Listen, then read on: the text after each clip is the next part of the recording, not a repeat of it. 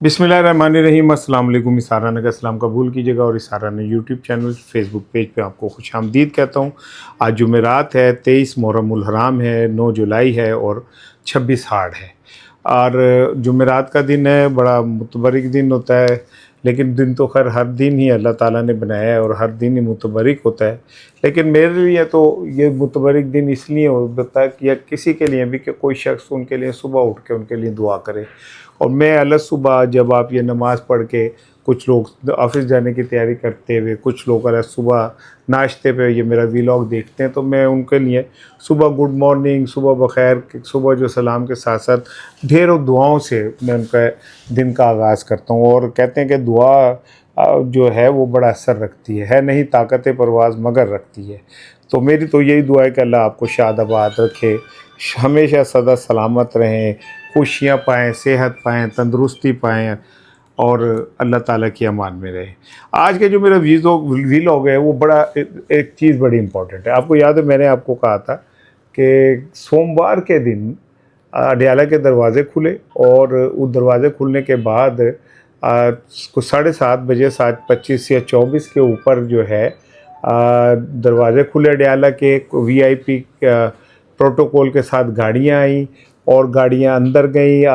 25-30 minute गाड़ियाँ अंदर रहीं, उसके बाद वो वापस चली गई। तो मैंने कहा था कि कौन हो सकता है, तो अब उस पर मुख्तलिफ तौजीहात आती रहीं। आज मुझे किसी ने कहा कि जनाब आपका क़याफ़ा किसी हद तक दुरुस्त है कि जो बरतानवी का हाई कमीशन है वो ऑलरेडी 2 दफ़ा हुकूमत पाकिस्तान से दरख्वास्त कर चुके थे और उसके बाद वो यहाँ आए हैं। आने के बाद उनकी कोई एक्टिविटी कहीं रिपोर्ट नहीं हुई है, वो मीडिया में आया ही नहीं है। अच्छा, मेरा वीडियो इस पे नहीं है, ये तो मैं आपको बता ही चुका हूँ।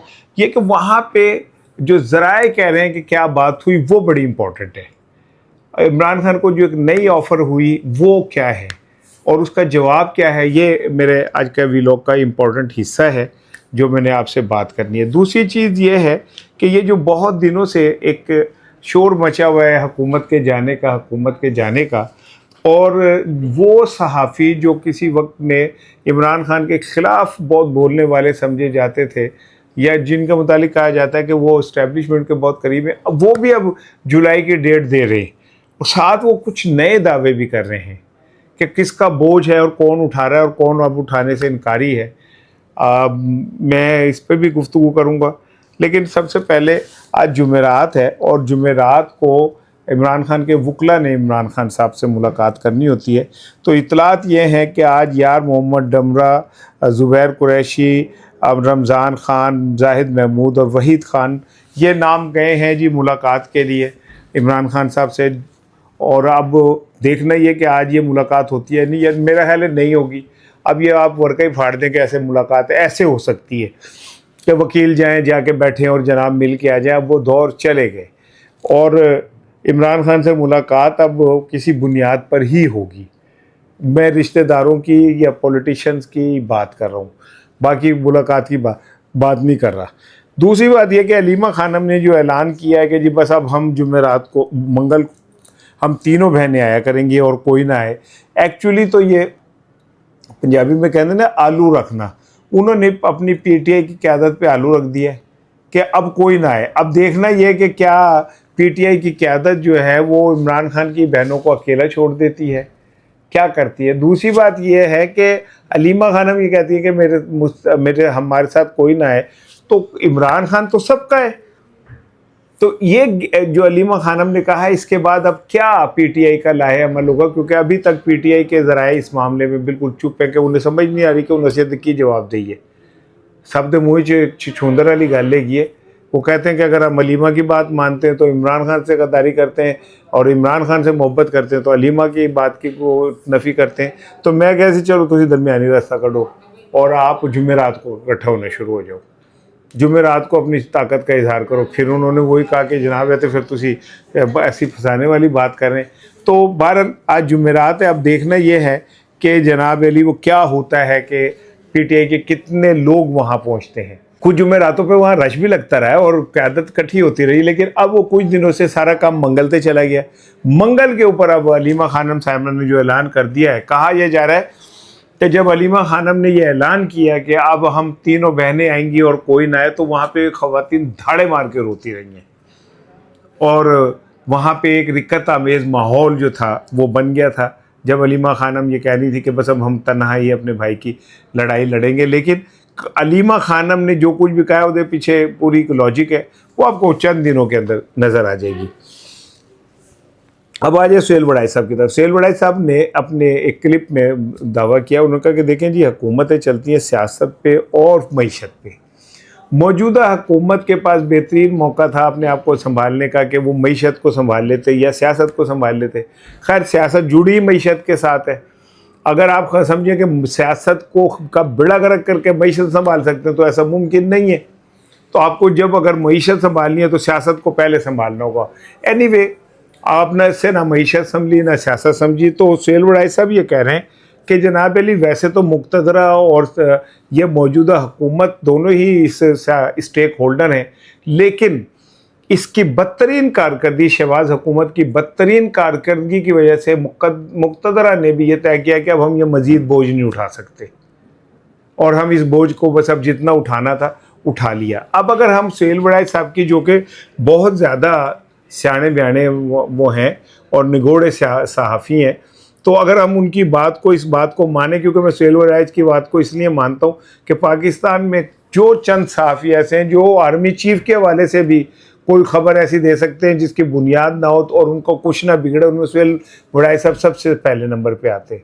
انہوں نے آرمی چیف کا ایک انٹرویو چلا دیا فیلڈ مارشل صاحب کا، بعد میں پتہ چلا کہ جی وہ انٹرویو ہوا ہی نہیں تھا، تو اس کے بعد ان کا کچھ نہیں بگڑا تھا. یہ ان کے بڑے ہونے کی علامت ہے، ورنہ ریحان طارق کے اوپر 295A کا مقدمہ درج ہو گیا ہے. یہ توہین مذہب کے حوالے سے کچھ بنتا ہے، اور ریحان طارق حالانکہ اس پہ معافی بھی مانگ چکے ہیں، لیکن انہوں نے معافی نہیں مل سکتی. سہیل وڑائی کے لیول پہ جانا پڑے گا آپ کو، اتنا قد آپ کا بڑھنا چاہیے کہ آپ آرمی چیف کے حوالے سے ایک خبر غلط دیں تو نہ اس پہ پیکا کہنے میں توجہ دیں، نہ وہ NCCA والے توجہ دیں، نہ کوئی اور دیں. لیکن ظاہر ہے کہ سہیل وڑائی صاحب کا وزن اتنا زیادہ ہے. وزن وہ والا نہیں کہہ رہے جڑا تسی سمجھ رہے ہو. میں یہ نہیں کہہ رہا کہ ان کا کوئی 200 پاؤنڈ وزن ہے، میں کہہ رہا ہوں ان کا صحافتی وزن بہت زیادہ ہے. تھوڑے تو دھیان ہی ہر ویلے پٹھے پاسی چلے جاندے ہیں. تو بہرحال کیا کہتے ہیں، سہیل وڑائی صاحب یہ کہہ رہے ہیں کہ جی اب وہ وقت آ گیا ہے کہ اب مقتدرہ جو ہے وہ کیا کہتے ہیں اس بوجھ کو نہیں اٹھا سکے گی. اس کا اتنا وزن بڑھ گیا ہے کہ اب مقتدرہ کے اپنے کندھے جو ہیں وہ جھکنے لگ گئے ہیں. اور جولائی کے بعد تبدیلیاں نظر آنی شروع ہو جائیں گی. پنجاب میں جو حال ہو رہا ہے وہ تو ہو ہی رہا ہے، میں تو اس پہ ہی حیران ہوں کہ پنجاب میں کیا حال ہو رہا ہے. لیکن سہیل وڑائی صاحب کی بات دل کو لگ رہی ہے کہ کوئی نہ کوئی بات تو ہے، جو روز کوئی ایک نیا اسکینڈل، جو روز کوئی نئی ایک بات آ جاتی ہے. پنجاب حکومت اسے چھپانے کی کوشش کرتی ہے، کوئی نامعلومات جو ہیں اس خبر کو پھر کہیں اور سے نکال دیتے ہیں. پنجاب حکومت ایک بڑے طریقے سے بتاتی ہے کہ جی ہم نے وزیر اعلیٰ کے کہنے پہ پولیس نے کیا، اور ڈار صاحب کے نواسے والا کیس کو یوں کیا.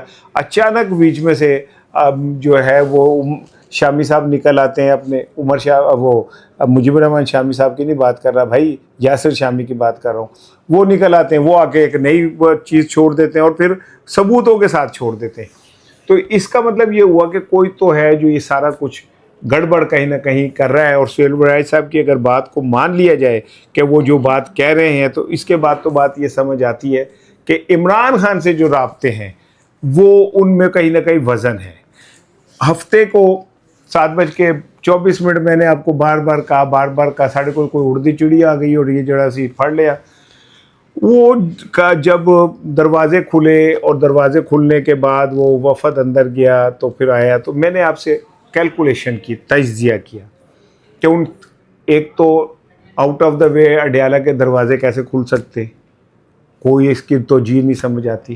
اور اگر کوئی VVIP موومنٹ ہوتی ہے، VVIP گاڑیاں آتی ہے، پروٹوکول لگتا ہے، اس سے پہلے وہ علاقہ کارڈن آف ہو جاتا ہے، تو اس کا مطلب ہے کہ کوئی اہم ترین شخصیت آ رہی ہے. اب اڈیالہ میں اگر اہم ترین شخصیت آ رہی ہے تو وہ کو جا کے کسی منشیات فروش سے تو نہیں ملے گی نا. اتنا اگر پروٹوکول ہے کہ پہلے چاروں طرف कर्फ्यू का सा समा हो जाए, फिर रास्ते बंद हो जाए, गोरखपुर नाके के ऊपर वो लग जाए, और फिर सब चुंगी नंबर 26 जो है उधर से यूँ हो सारा कुछ बंद हो जाए और वो गाड़ियाँ हैं और सीधी बुआ खुले अंदर चली जाए और 25 मिनट बाद वापस चली जाए, तो ये वहाँ पे सिर्फ एक ही बंदा है जिसके साथ ऐसा मुलाकात हो सकती है, वो है इमरान खान। चलें, अब ये तय हो गया। अब ये कि कौन मिल सकता है, इमरान खान की बहनें तो ऐसे मिल नहीं सकती क्योंकि उनके दरमियान और इस्टेब्लिशमेंट के दरमियान बहुत फ़र्क है। अच्छा, पार्टी क़यादत इस तरह इसलिए नहीं मिल सकती कि पार्टी क़यादत को जब भी मिलाना होगा वो एक मुलाकात रखवाएंगे, मुलाकात हो जाएगी। मैंने आपसे कहा कि जी जो हाई कमिश्नर साहब हैं उन्होंने कुछ दिन पहले दरख्वास्त दी थी क्योंकि बरतानवी पार्लियामेंट का प्रेशर इतना ज़्यादा बढ़ गया था और वहाँ पे इमरान खान साहब के साहबजादों की जो वो थी वो एक्टिविटी इतनी बढ़ गई थी कि बरतानवी हुकूमत पे एक प्रेशर डेवलप हुआ। दूसरी जानिब अक़वाम मुत्तहिदा में इमरान खान साहब के हवाले से जो कुछ भी उनकी सेहत के हवाले से, उनके नज़रबंदी के हवाले से, उनके वहाँ पे जो जेल मैनुअल में उनके लिए जो भी सहूलतें वो ना मिलने के हवाले से प्रेशर डेवलप हो रहा था। इसी दौरान उन्होंने ख़त लिखा है कमिश्नर ने, फिर वो पाकिस्तान आने की खबर भी छपी और उसके बाद ब्लैकआउट हो गया, कहाँ चले गए। मैंने तज्ज़िया किया कि ये वही हाई कमिश्नर साहब ही थे जो इमरान खान से जाके मिले। अब मुझे आज किसी दोस्त ने ना देखे जी, ना मैं नजम सेठी हूँ, ना मैं मुनीब फ़ारूक हूँ, ना मैं वो हमारे रावी वाले भाई हैं, क्या नाम है जी, हसन अयूब भाई हैं। मैं वो नहीं है कि मेरे पास कोई बहुत ज़िम्मेदार किस्म के ज़राए होंगे जो आके मुझे ये सब कुछ बताएंगे।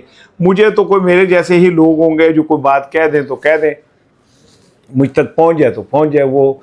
लेकिन उनका ये कहना है कि इस मुलाकात में एक दफ़ा फिर इमरान खान को ये ऑफ़र दी गई है कि अगर वो पाकिस्तान खामोशी से छोड़ दें तो उन्हें जाने की इजाज़त मिल जाएगी, और अगर वो इस बात का अंडरटेकिंग दे दें क्या वो अगले कुछ साल सियासत में बराह रास्त हिस्सा नहीं लेंगे तो इमरान खान को आज क्या कल क्या आज ही पाकिस्तान छोड़ने की इजाज़त होगी।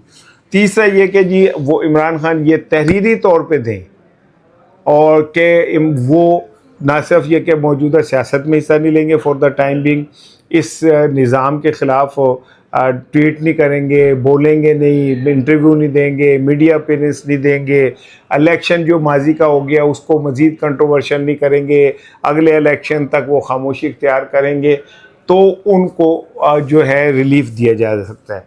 जिसके जवाब में इमरान खान ने कहा भाईजान मैनू तुसी जिंदा गढ़ दो, मैंने ये बात नहीं मानी। और कहते हैं कि जो हाई पावर डेलीगेशन आया हुआ था वो इस श्योरिटी के साथ आया था कि इमरान खान से अगर कोई कमिटमेंट होगी तो वो लोग जो है ना इसके गारंटर होंगे, क्योंकि आने वाले दिनों में कुछ आला पैमाने के ऊपर तकर्रुर तबादले भी होने और काफ़ी कुछ आने वाले दिनों में होना है, ट्रांसफ़र पोस्टिंग्स ये वो, तो कुछ नक्शा जो है उसमें कहीं ना कहीं थोड़ी बहुत आपको मामलात इस तरह के नज़र आ रहे हैं। इमरान खान के साथ इस सारी इंगेजमेंट का मतलब यही है कि इमरान खान को एतमाद में लिया जा सके, या इमरान खान अगर इस गर्मी से और इस सारे से थक गए हैं तो उन्हें यह ऑफ़र दी जाए कि जनाब आप टिकट कटाएं और आप लंदन चले जाएं जैसे नवाज़ शरीफ गए थे। बस समझ लें कि नवाज़ शरीफ जैसी ही ऑफ़र इमरान खान को दी गई है। लेकिन इमरान खान है भाईजान, इमरान खान ने जो सोर्सेज बता रहे हैं वो ये कि उन्होंने कहा, साफ कहा कि जनाब ना मैं कोई रिलीफ लूँगा, ना एनआरओ लूँगा, ना किसी की मेहरबानी में अपने सर पे लूँगा, मैं पाकिस्तान में रह के अपना केस लड़ूँगा, अदालतों के ज़रिए लड़ूँगा, आप मुझे सज़ाएं दे दें, आप मुझे और 2 साल नज़रबंदी रखें, कैद तन्हाई में रखें, मैं अपने मौक़िफ़ से पीछे नहीं होऊंगा। और 9 मई की जहाँ तक बात है तो आप उसकी आज़ादाना इंक्वायरी करा लें और उसके बाद जो कमीशन फ़ैसला करे वो मंजूर है मुझे। अब ये एक ऐसी बात है जहाँ आके बहुत सारी चीज़ें अब बहुत बुरी शक्ल इख्तियार कर जाती हैं। लेकिन मैं आपसे ये शेयर करूं कि इमरान खान को एक बार फिर इसी तरह की ऑफ़र हुई है और इमरान खान ने एक बार फिर हस्ब मामूल अपने रवायती अब बड़े करैक्टर का मुजाहरा करते हुए उन्होंने साफ इनकार कर दिया कि जनाब मैं कोई इस तरह की ऑफ़र कबूल नहीं करूँगा। अच्छा जी, पिछले कई दिनों से केपी हुकूमत पे اب एकदम उनके स्कैंडल्स सामने आने शुरू हुए हैं और उनके बहुत सारे मामलात सामने आने शुरू हुए हैं। लेकिन ये कि वो प्रेशर अवामी इतना बढ़ा कि सुहेल आफरीदी ने स्पीकर साहब को कहा KPK के जनाब आप इस बिल को रोक दें, इस मुतनाज़ा बिल को रोक दें। लेकिन दो याराने यार ये कह रहे हैं कि जनाब आने वाले दिनों में KP हुकूमत के लिए मुश्किलात बढ़ने जा रही हैं और उनके करप्शन के ऐसे ऐसे मामलात सामने आने जा रहे हैं जो सुहेल आफरीदी के लिए बहुत मुश्किल तरीन हालात पैदा कर देंगे। किसी बंदे ने KPK वाले ने बड़ी दिलचस्प इस पर तबसरा किया मेरे साथ। उसने कहा कि ये इन लोगों को इस बात का पता है कि इमरान खान बाहर नहीं आ सकता हम में एफर्ट से, तो हम पैसे क्यों ना कमाएं। अब मैं आपको बताऊं कि आने वाले चंद दिनों में KP के अंदर मल्टीनेशनल कंपनियां जो हैं वो KP हुकूमत के रवैये से इस सतह पे दिल बर्दाश्त हुई हैं कि पहले मरहले पे या तो वो एक ख़त लिखेंगी जिसको चीफ जस्टिस को और मुक़्तदरा को जो है मुखातिब करेंगी, फिर उसके बाद उनका प्लान ये है कि वो प्रेस कॉन्फ्रेंस करें। अब आप ये देखें कि पाकिस्तान में इन्वेस्टमेंट वैसे ही नहीं आ रही है और जो इन्वेस्टमेंट आ रही है उसका आलम यह कि मैंने आपको एक मिसाल दी थी कि पाकिस्तान में एक एयरलाइन जो है वो आई, उसने को 20 एक जहाज़ भी ख़रीद लिए, उन पे अरबों रुपए लगे, ख़रीदारी पे अरबों रुपए लगे, अमले की ट्रेनिंग के ऊपर, और उसके बाद वो जहाज़ खड़े हो गए और उनको फ्लाइंग NOC नहीं मिल सका। अच्छा, जब वो तहकीकात की गई कि भाई NOC क्यों नहीं मिल रहा, तो पता चला कि उनके जो कंपटीटर बहुत सारी क्या नाम है एयरलाइंस हैं वो भी लाइन लगा के खड़ी हुई है और वो ही नहीं चाहती कि इस कंपनी को पहले वो मिल जाए NOC और ये अपनी परवाज़ें शुरू कर दे, इसलिए उसको नहीं मिल रहा। लेकिन अगर फ़र्ज़ करें कि वो कंपनी पाकिस्तान छोड़ के वापस चली जाती है और अरबों का जो पाकिस्तान को बिज़नेस मिल सकता था वो नहीं मिलता, तो किसी को फांसी लगेगी? नहीं लगेगी। अब ये जो KPK की मल्टीनेशनल कंपनियां हैं, इसके ये इतना तंग हो चुकी हैं KP हुकूमत से कि वो अब मैंने आपको बताया कि हो सकता है अगले चंद दिनों में आप उनकी प्रेस कॉन्फ्रेंस सुने और उसके बाद वो ये कहें कि जी हम यहाँ से KP से अपने तमाम प्रोजेक्ट जो हैं वो वाइंड अप कर रहे हैं। एक दो चीज़ें छोटी छोटी मैं आपको सुनाऊँ। कहते हैं कि मिसाल के तौर पे वो कहते हैं एबटाबाद मुआदाती जो मुद्दत है उसकी रिकवरी जो है ना 1 करोड़ को 1.5 करोड़ के करीब है, पर ये मतलब हुई, ठेका मंजूर हो गया, लेकिन वही ठेका मिली भगत से 90 लाख रुपए में मंजूर हो जाता है और 6 और 8 महीने के बाद बाज़ ठेकेदारों की जानिब से कंपनी से पूरे साल की रिकवरी की जाती है और 4 से 6 महीनों के पैसे डिपॉजिट में जमा करवाए जाते हैं और बाकी सारा और कंपनियों को कहा जाता है कि जो तुसी बोले तो थोड़ी खैर नहीं की। अच्छा, फिर बाबूज़ई कपल स्वात नंबर TMA ये है, इसके तहत गैर कानूनी रिकवरी मुआहदे ना होने के मतलब डिपार्टमेंटली रिकवरी होने के बावजूद बाज़ अफराद ने, अब ये है असल बात, कहते हैं बाज़ अफराद ने मल्टीनेशनल कंपनियों से टैक्स वसूल किया, अंगूठे लगाकर NOC जारी किए, कंपनियों ने दोबारा सरकारी ख़जाने से टैक्स जमा कराने के लिए इंक्वायरी और कानूनी कार्रवाई की दरख्वास्त की, मगर ताहाल कोई मौसर कार्रवाई नहीं हुई। अंदाज़ा करें कि अगर फ़र्ज़ करें उन कंपनियों ने 1 अरब रुपए टैक्स जमा कराना था तो इन्होंने उनसे 40 अरब रुपए लेके 20 खजाने में जमा कराया, 20 पल्ले डाला और फाड़े। इस तरह के सवाबी मुआहदे के मुआहदा ख़त्म होने के बाद भी रिकवरी वो कहते हैं हुई। 24 अप्रैल को मुआहदा ख़त्म हो गया, लेकिन रिकवरी जारी रहने के इल्ज़ामात सामने आ रहे हैं। वो उसके बावजूद उन कंपनियों से कहते हैं पैसे निकालो, नहीं तो फिर तुहानू इत्थे काम नहीं करन देंगे। पेशावर मेट्रोपॉलिटन ईस्ट अगले महीने साल की गैर कानूनी रिकवरी और इंसाफ का उल्टा सफ़र, यानी कि कोई एक चीज़ आप उठा ले, वो कोई वहाँ पे हज़रत अली और शौकत ज़मीर ठेकेदार है, वो जनाब अली जो एजेंट है वो अगले साल की भी रिकवरी करता हुआ पकड़ा गया था, ठीक है, और रसीदें भी मिल गई, सारा कुछ, उसके अलावा कुछ भी नहीं हुआ के खिलाफ, और फिर अंडे। मैं ये आपको चंद चीज़ें इसलिए बता रहा हूँ कि KP हुकूमत के अंदर जो कुछ भी हो रहा है वो इतना खौफनाक है कि आप एक्चुअली मैं जो बात कह रहा हूँ कि इमरान खान जो है ना उसके ख़िलाफ़ ये एक कोई ये नहीं समझे कि इस्टेब्लिशमेंट ख़िलाफ़ है, ना आप ये समझिए कि जी अदलिया ख़िलाफ़ है, ना ये समझिए कि PTI पीपल्स पार्टी ख़िलाफ़ है, ना ये समझिए कि मुस्लिम लीग नून ख़िलाफ़ है। आप इस बात को समझिए कि ख़ुद PTI के अंदर जो लोग हैं उनकी ख्वाहिश ये है कि इमरान खान ना बाहर है, उनको देखे ना। मैं एक मिसाल के तौर पे कहता हूँ कि जो केपी के अंदर वज़रा हैं बहुत सारे नाम है वज़रा के जी, मैं किसी का नाम नहीं लेता। आपको पता है उनमें से एक वज़ीर ओजड़ी बेचता था और एक वज़ीर जो था वो तिक्के कबाब लगा के दुकान लगा के बैठता था। आज आपको पता है वो अरबों खरबों-पति हैं। अगर मेरा ये क्लिप उन तक जा रहा है तो उन्हें इस बात की समझ आ जाएगी कि उन्होंने इमरान खान के नाम पे कितनी बड़ी दहशतगर्दी की है मुआशी। अगर हम पंजाब के ख़िलाफ़ बोलते हैं तो मैं केपी के ख़िलाफ़ भी बोलूँगा, ये बात ज़हन में रखें, क्योंकि ना मैं केपी के ग़ुलाम हूँ, ना मैं पंजाब के वज़रा का ग़ुलाम हूँ। मैं अपने ज़मीर का ग़ुलाम हूँ, मैं अपने अल्लाह के अहकामात का ग़ुलाम हूँ और मैंने उसको फॉलो करना है। करप्शन चाहे वो कोई भी कर रहा हो ना, मक्का मदीने भी कर रहा है तो मैं उधर नानी से खड़ा होना। ये पहली किस्त है। अभी मैं इसमें और आपको चीज़ें सुनाऊँ तो आप हैरान हो जाएंगे कि वहाँ पे केपी में क्या हो रहा है। और ये आप केपी के अंदर जो रहने वाले लोग हैं ना, केपी के अंदर रहने वाले लोग वो ये सारी चीज़ें बता रहे हैं। मैं एक और आपको, मुझे किसी ने केपी से किसी बंदे ने एक क्या नाम है, मुझे एक मैसेज किया। लोग आप मुझे मैसेज करते हैं, आपकी बड़ी मेहरबानी है। अब सुने ज़रा, वो कहते हैं कि जनाब Ali, king Abdullah teaching hospital है मानसहरा, वो कहते हैं इसमें कि जो टेंशन फीस जो है ना मुबैना तौर पे करोड़ों रुपए की इकट्ठी हुई, जो वहाँ के अमले ने आपस में बांट ली। और जो मानसहरा में हॉस्पिटल मैनेजमेंट कंपनी है, इसके फंड में भी करोड़ों रुपए की खुर्द-बुर्द हो चुकी है, कोई पूछने वाला नहीं है।